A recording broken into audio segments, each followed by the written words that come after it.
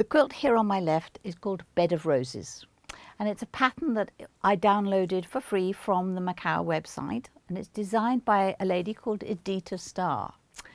I haven't made it with the Bed of Roses range of fabrics though. I've made it with a range that is called Super Bloom. It's also designed by Edyta, so I felt that that was a good marriage. But you know what? If you wanted a more modern look, you could use something like this. You could have a batik look. It uses 20 squares, so if you're into cutting your own, how about doing it in a Liberty range? They would all blend together beautifully. And don't forget Michael at Oakshott. He sells these little bundles of fat eighths, and often people go, I'm not sure how big that is. Well, that's 10 inches by the width of the fabric.